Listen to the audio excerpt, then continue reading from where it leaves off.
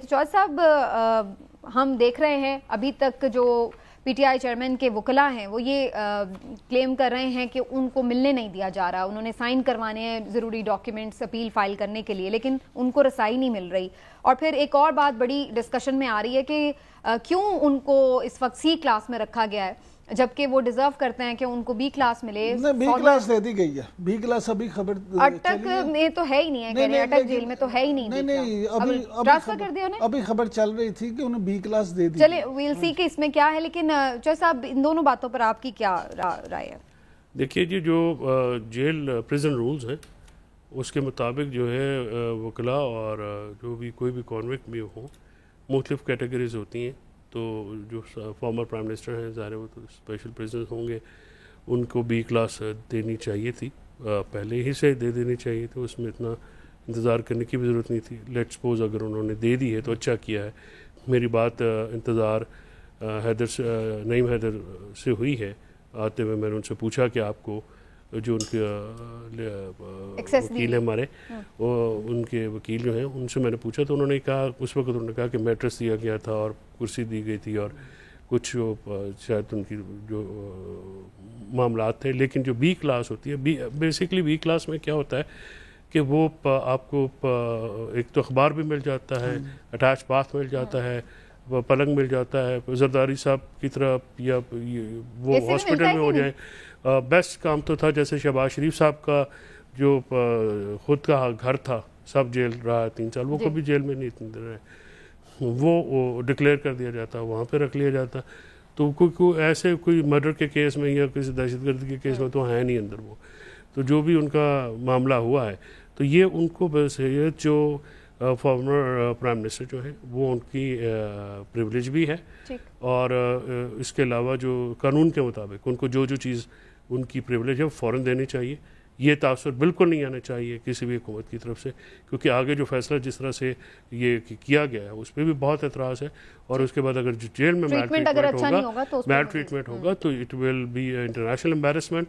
And I hope I expect, अगर आप इमरान साहब ने भी हमें बताया है कि जो पंजाब का महकमा दाखिला है उन्होंने अगर बी क्लास दी है, तो वैसे अटक में बी क्लास फैसिलिटीज नहीं है एज पर माय इंफॉर्मेशन। साहब हमने कल भी ये बात की थी, लेकिन अभी जब प्रोग्राम हम आ रहे थे तो टीवी चैनल्स पे ब्रेकिंग न्यूज चल रही थी कि चेयरमैन पीटीआई को बी क्लास दे दी गई है। अब हो सकता है उन्होंने सी में ही वो कमरा कुछ एडजस्टमेंट कर दी, मॉडिफिकेशन। नहीं, असल इशू ये है कि उन्होंने कोई अपग्रेड कर दिया होगा, कोई चीजें देख ली होंगी, उसको कोई मॉडिफाई कर दिया। फिर उनकी सिक्योरिटी जो है उसको बहुत ज़्यादा इंश्योर करना चाहिए। देखिए हाई वैल्यू वो टारगेट तो है ही, कोई थर्ड पार्टी भी जो है वो देखे ना, ये भी हम इसको रूल आउट तो नहीं कर सकते।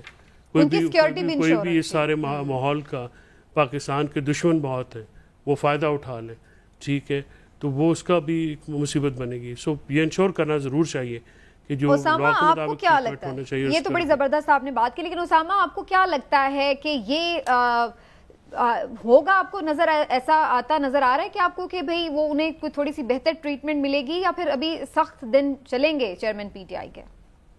ये कुछ भी ना, ऐसे ही है कि अब यहाँ मीडिया में बात होगी, कोई प्रेशर इस तरह से डेवलप हो तो शायद कर दें। लेकिन पहली बात यह है कि नीयत नजर आती है, स्टेटमेंट्स नजर आती हैं कि जी आपने करना क्या है, कि अटक में उनको भेजने का मकसद क्या था, कि आपको पता है कि वहां पर कोई इस तरह का कोई बी क्लास का सिस्टम नहीं है, तो फिर जानबूझकर क्यों उनको वहां पर ले जाया गया? इससे पहले आप वज़ीर दाखिला की या जितनी भी स्टेटमेंट्स आप देख लेंगे हुकूमत की, वो ये थी कि इसको इस केस में हम सजा दिलाएंगे, इसको मस्त जेल में भेजेंगे, इसको फलां जगह भेजेंगे, फलां जगह भेजेंगे, इसकी चीखें निकलवाएंगे। तो ये जब इस तरह की स्टेटमेंट्स आपकी आती हैं, गवर्नमेंट आपको बता रही है कि इसको हमने छोड़ना नहीं है, हमने को बदला लेने हैं, तो स्टेटमेंट से भी बड़ी चीजें जाहिर होती हैं। और फिर आप ये नहीं सिर्फ उसके बाद कह सकते कि जी वो ये तो जनाब एक कानूनी तौर पर सजा होगी, जब आप खुद बता रहे हैं जिस तरह से गिरफ्तारी हुई है, यहाँ तो सुप्रीम कोर्ट के चीफ जस्टिस ऑफ पाकिस्तान के ऑर्डर्स पर अमल दरामद नहीं होता, महीनों नहीं होता, और एक सेशन जज अभी दस्तखत भी नहीं करता, अभी फैसला भी नहीं लिखवाता पूरा, और उससे पहले 10 मिनट में जनाब वो पुलिस जो है उस पर अमल भी कर देती है, व्हाट्सएप पर अमल दरामद हो रहे होते हैं। तो इससे हमें पता लगता है कि किया क्या गया। तो फिर उसके बाद आप वकीला भी नहीं मिल रहे, कोई आपको एक इंडिपेंडेंट कोई आदमी मिलेगा, तो ये तो कहाँ से हमें पता लग रहा है कि जी ये फैसिलिटी दे दी गई है। जाहिर है कि वहां पर जो ऑफिसर्स होंगे या जेल के जो काम होंगे वो बता रहे हैं, गवर्नमेंट बता रही होगी। अभी तक उनके वकला को तो मिलने नहीं दिया गया। जब तक उनके वकला आकर नहीं बताते या इस तरह की चीज नहीं आती, तो तब तक वाज़ेह तौर पर कहना मुश्किल है कि किस तरह की उनको सहूलत दी गई है, नहीं दी गई। और मुझे लगता है गवर्नमेंट पर एक जरूर प्रेशर होगा कि आखिर कब तक उनको इस तरह से रखेंगे। 9 अगस्त को चूंकि सुप्रीम कोर्ट ने उनको बुला लिया, वो भी एक कत्ल का मुकदमा है कोयटा में, जो तो वहाँ अपीयर करना पड़ेगा उन्हें, तो वो बता सकते हैं। बिल्कुल, ये आपने बड़ा अच्छा पॉइंट। शायद हाँ जी वो सामने आए और फिर पता लगे कि क्या सूरत हाल है। लेकिन मुझे इसमें अफसोस के साथ पॉलिटिकल विक्टिमाइजेशन बड़ी वाज़ेह तौर पर नजर आती है। और ये हमारा एक खासा रहा है कि जो प्राइम मिनिस्टर बनेगा उसने जेल जरूर जाना है। ये हमारी पूरी एक तारीख है, और पता नहीं अब आगे किसने वज़ीर आज़म बनना है, इसका मतलब है वो भी जाएगा। तो ये तो एक अब हमारे समझे कि एक प्राइम मिनिस्टर के लिए लाजमी है कि जब वो प्राइम मिनिस्टर बन गया तब उसने जेल की वाखानी है। हर आने वाली हुकूमत ने पिछले को सबक सिखाने की कोशिश करनी है, और इसी में हम इतनी एनर्जी सर्व कर देती है गवर्नमेंट। अच्छा हमने क्या करना है, ये किया था। बल्कि मुझे याद आ रहा है कि खुद चेयरमैन पीटीआई भी जब प्राइम मिनिस्टर थे तो वो भी इसी तरह की उनकी वो स्टेटमेंट बड़ी मशहूर थी। और कल से तो पीएमएलएन काफी वायरल भी कर रही है कि तुम्हारा एसी उतरवाऊंगा मैं जाके। तो वो उनकी तरफ से भी इस किस्म की स्टेटमेंट्स आई, जो उस वक्त भी लोगों ने बड़ी कंडेम की थी कि एक प्राइम मिनिस्टर होते हुए आपको इस तरह के स्टेटमेंट्स नहीं देने चाहिए कि जी आप जैसे मुंतकिमुल मिजाज है। लेकिन यानी आओ जी, ये अब चीज़ें अनफॉर्चुनेटली हमारी सियासत का हिस्सा हैं। लेकिन उसामा, अब ये भी बात की जा रही है कि शायद उनसे उनकी जो पार्टी चेयरमैनशिप है वो भी वापस ले ली जाए, क्योंकि आप अगर कन्विक्टेड हैं तो एज पर लॉ आप नहीं उसको रखते। आपको लगता है कि ये सारी चीज़ें अल्टीमेटली फिर बिल्कुल ही वाइप आउट कर देंगी पीटीआई को अगले इलेक्शन से? अगले जो इलेक्शन है उसमें मुझे तो ये स्ट्रेटजी नजर आती है, जिस इदारे का जो काम सौंपा गया, जो कर सकेगा। जिस तरह आप देखिए एक फैसला आता है, जो पुलिस का काम उसने कर दिया। अब इलेक्शन कमीशन आप देखिए उसकी फुर्तियां भी नजर आएंगी, तो इसमें तो कोई चंबे की बात नहीं है। लेकिन इसमें बड़ा सादा सा, बड़ा सीधा सा है कि हम पीछे देखते हैं तो मोहतरमा बेनजीर भुट्टो मुल्क से बाहर गई, जब दोबारा आई पीपल्स पार्टी बिल्कुल खत्म हो चुकी थी। जब जुल्फिकार भुट्टो को फांसी हुई, शायद 38 में से 2 लोग उनके साथ रह गए थे जो उनकी सेंट्रल पार्टी में थे। इसी तरह नवाज शरीफ साहब जब बाहर गए थे 2 मरतबा उनके साथ ये चुका है। 99 में हमने देखा कि क्या हुआ। तो उसके बाद उनका रिवाइवल फिर हम देखते हैं, पहले से ज्यादा स्ट्रॉन्ग को आते हैं। तो इनका ये जरूर हो सकता है कि शायद टाइम कम हो जाए, यानी उनको 5-5, 10-10 साल लगे उन पार्टीज को, अवामी नेशनल पार्टी को, जमात इस्लामी को रिकवर करने में, उस दौर में जब उन पर पाबंदियां लगी।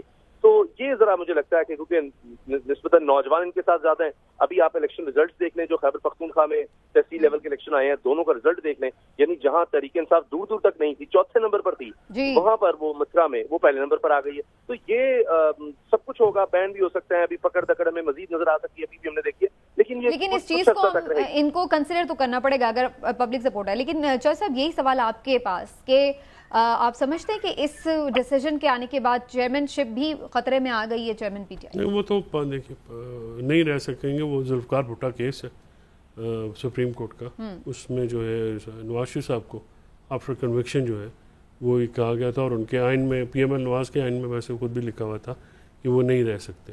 So that is the law of the land. So conviction के बाद अगर कन्विक्शन लेकिन अगर ये सजा मुअत्तल हो जाए तो फिर तो वो हो सकेगी, फिर तो वो पनिशमेंट कंसिडर नहीं ना होगी। सेंटेंस जो अगर सस्पेंड होगी तो जब तक वो सस्पेंड है तो वो कन्विक्ट ये ऑटोमेटिकली हो जाएगी, या फिर किसी को इसको जाके रेफर करना पड़ेगा इलेक्शन कमीशन में कि जी देखें जी ये अब हो गया, तो लिहाजा application for suspension of sentence तो दी जाती है। पोस्ट अरेस्ट बेल की तरह एक कॉन्सेप्ट होता है, वो कर दी जाती है। लेकिन 5 साल से क्योंकि नीचे है एज ए राइट मिल जाती है, तो वो नॉर्मली तो की जाती है।